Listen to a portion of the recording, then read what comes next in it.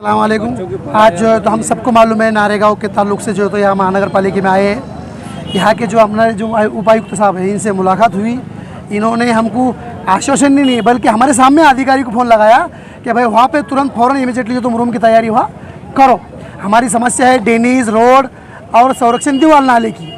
Drainage और road की तो इस संरक्षण दीवार और पानी का अपना ऑलरेडी काम चालू है और वो तो पानी होते रहेगा जाते रहेगा। लेकिन इसके अंदर अगर महानगर पालिका आयुक्त साहब ने जो है तो इनको अभी इन्विटेशन दी है, बोल दिए फ़ोन पे, अगर उन्होंने 4 दिन में नहीं करे तो 4 दिन के बाद यहाँ उपोषण को बैठेंगे सब नारेगांव की तरफ से। इसके आगे नहीं बोलता मैं।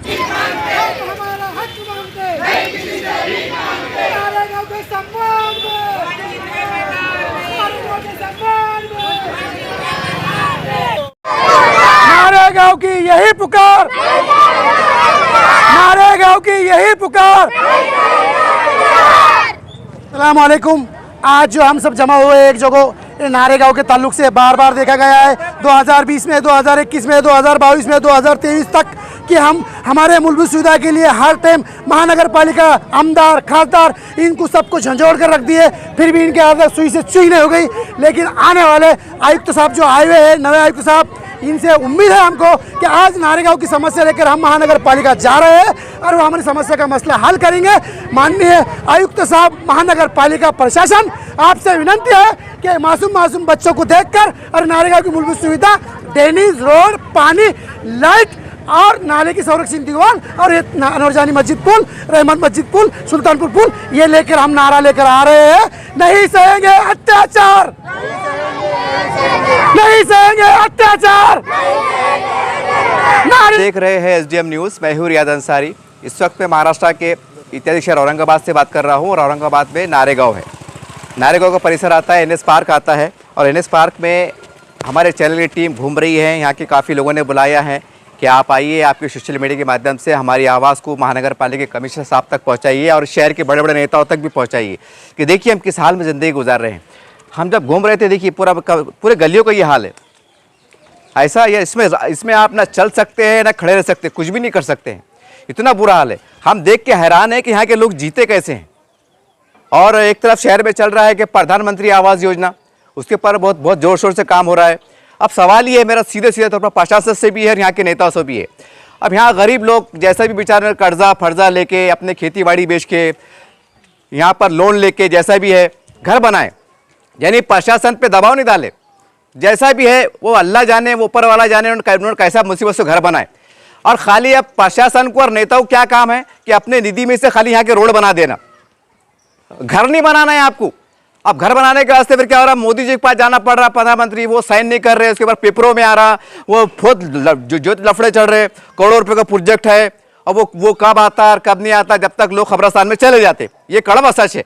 अब सवाल ये है कि इतनी बड़ी बस्ती है नारेगांव और यहाँ पर पूरे रोड का देखिए, एक बार और बताऊँ, ये पूरे हाल ही है। अब ये खाली रोड का मसला है।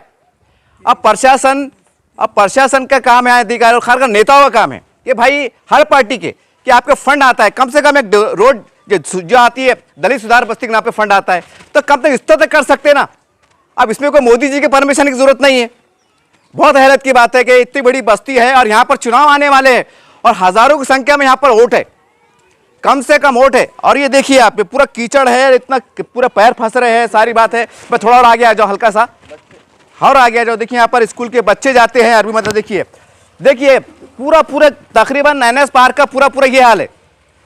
ये हम आपको सिर्फ चंद गलियां बता रहे हैं, ये पूरा हाल है। देखो कैसा जाएंगे, कैसा रहेंगे। मैं झुझोड़ना चाहता हूँ प्रशासन के अधिकारी को और खास करके नेताओं को कि देखिए, मैं फिर एक बार रिमाइंड कर दूं, आपको प्रशासन से घर बना के देना नहीं है। आवास योजना में सिर्फ रास्ते बनाना है, सिर्फ रास्ते बनाना है। अब अगर रास्ते भी नहीं बनते हैं तो बताइए जनता ने क्या करना चाहिए। उम्मीद करते हैं कि आप जागेंगे, क्योंकि 4 महीने के बाद चुनाव आने वाले हैं और यही जनता ठप्पा मारने वाली है। और अब जनता वो संताप में बैठी हुई है, बहुत टेंशन में है। और हम तो जनता से कहेंगे कि आप ट्यूबी टेंशन में जो भी काम करेंगे उसके साथ जाओ, और नहीं करेंगे तो फिर आपको क्या करना है आप करो। ये वक्त और हालात की भी जरूरत है।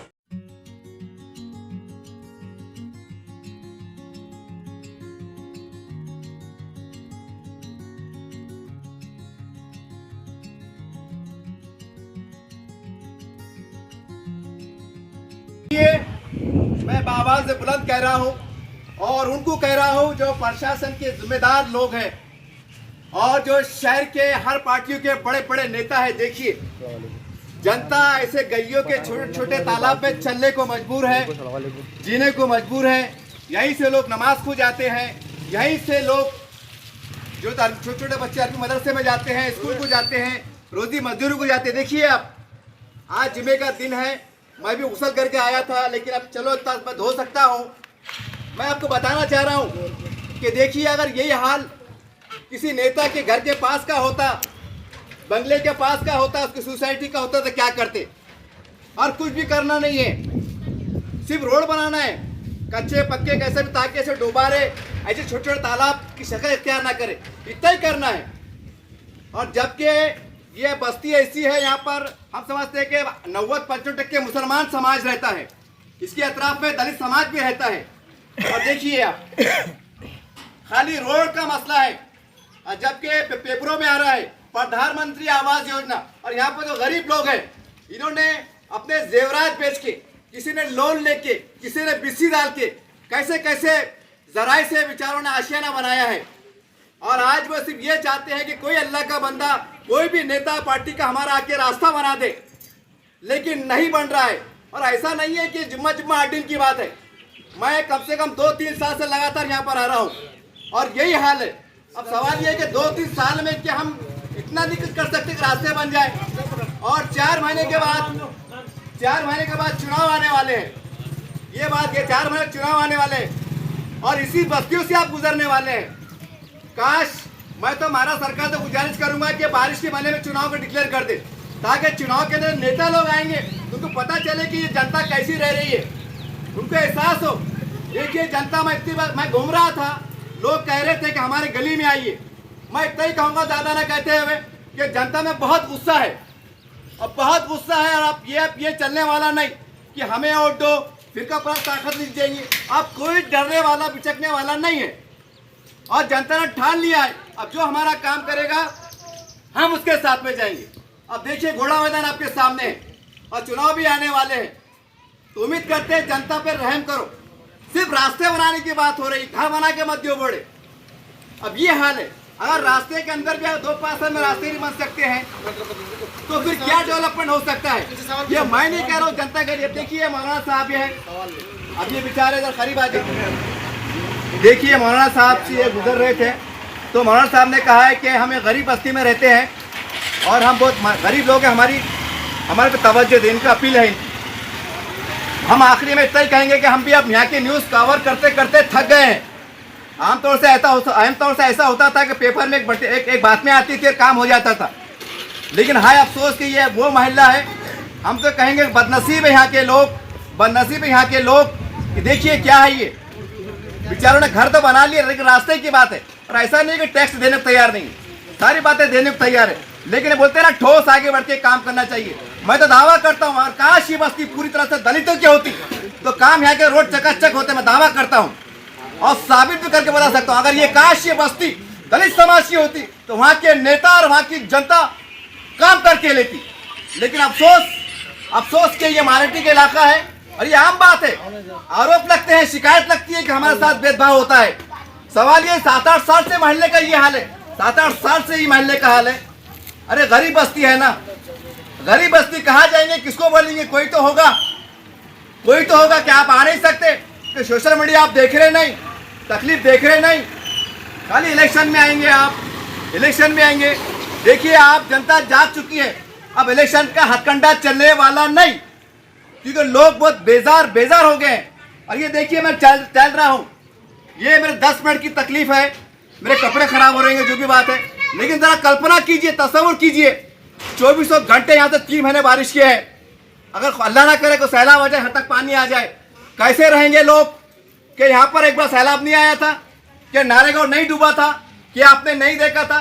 अरे रोड बना दो भाई, रोड बना दो। कल किसने देखा कोई रहे ना रहे? कल किसने देखा? उम्मीद करते हैं दर्द को समझिए, आप समझिए। और लोग तो ये कह रहे हैं कि भाई औरंगाबाद में कई मुसलमान बड़े बड़े नेता हैं, अब वो तक नहीं कर रहे हैं तो हम गैरों को बोल के क्या फायदा? उनसे शिकायत ही रहती है कि हमारा काम नहीं करते हैं। अब इतने बड़े बड़े मामला है, चुनाव है, अगर ये अवसर पे अगर डेवलपमेंट के काम नहीं होंगे तो कब होंगे साहब, कब होंगे? कई सालों से मामला चल रहा है। उम्मीद करते हैं कि आप तो आओ, अरे आके देखो ना, आप खड़े रहो ऐसा, ये खड़े रहो। अब जो लोग वोट लेते हैं ना, वोट उनको मैं दावत देता हूँ, आइए आप, आइए, आपका स्वागत है, आइए और दर्द को, उनके परेशानी को महसूस कीजिए, खुदारा महसूस कीजिए, क्योंकि ऊपर वाले की लाठी में आवाज नहीं होती है साहब। ये तो बेबस लोग हैं, मजबूर लोग हैं, मट्टी काम करने वाले, मजदूरी काम करने वाले, कुछ समझता नहीं है, क्या करेंगे और कहाँ जाएंगे? सिवाय अल्लाह के कोई उनके पास कोई मददगार नहीं है।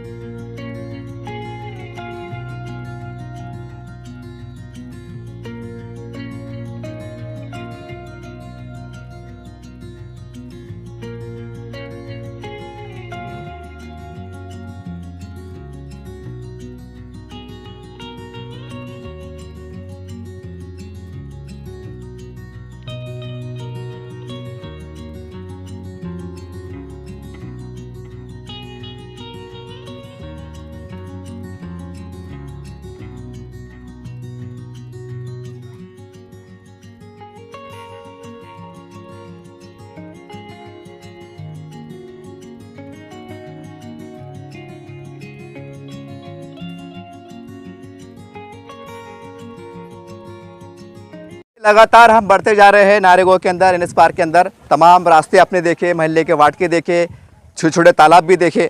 अब देखिए मैं एक पुल के पास आया हूँ और देखिए पुल कितना छोटा है। अगर मेरा पैर फिसल जाता है मैं सीधा नाले में जाऊँगा। ये सूरत हाल है। जरा जूम करके बता दें, और थोड़ा और आगे बता दें। देखिए आप, सिर्फ एक हाथ का फासला है। अगर मेरा बैलेंस अगर उड़ जाता है, हाथ में सामान होता है तो मैं गिर जाऊँगा। ये हाल है। और देखिए नाले ऐसे पूरे पूरे कचरों से, उससे मट्टी से भरे हुए हैं। काफ़ी लोगों से यहाँ मुलाकात हुई। उनका कहना है कि अगर नाले को डीप कर लिया जाए, 4-5 फीट अगर डीप कर लिया जाए और साइड की अगर हिफाजती दीवार बनाई जाए, उस पर ढापे डाले जाए, तो हम समझते हैं कि मुकम्मल तौर से यहाँ के बस्ती का काम होगा। और ये 2-3 साल से 4 साल से चल रहा है। देखिए पुल है, अब कौन कहेगा ये पुल है?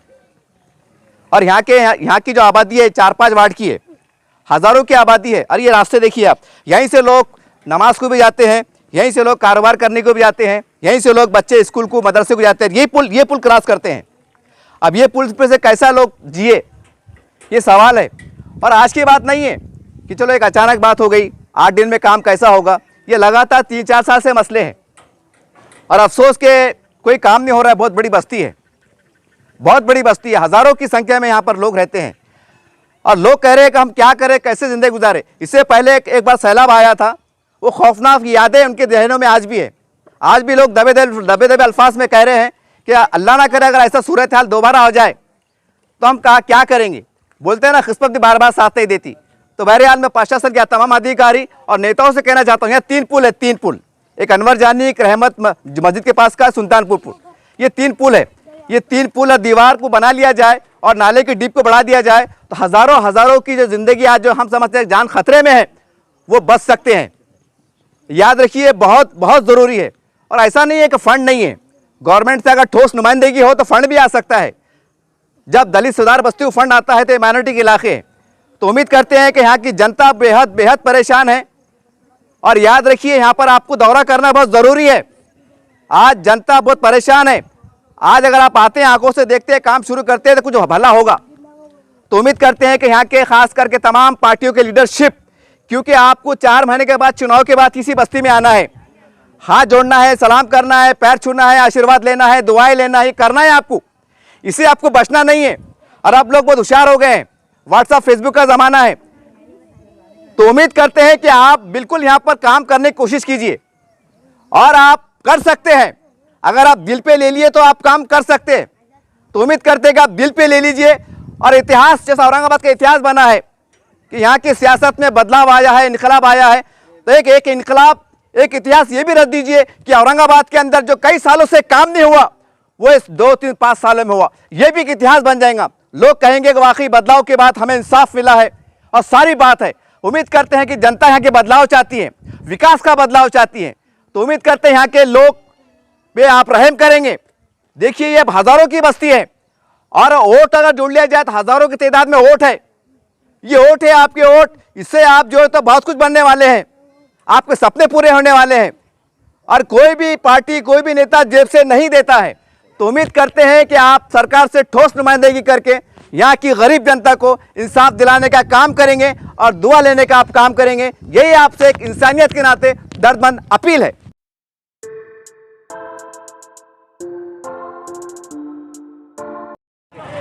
इस तरह से आपने देखा पूरे नावरेगांव के अंदर, एनएस पार्क के अंदर ये हाल है।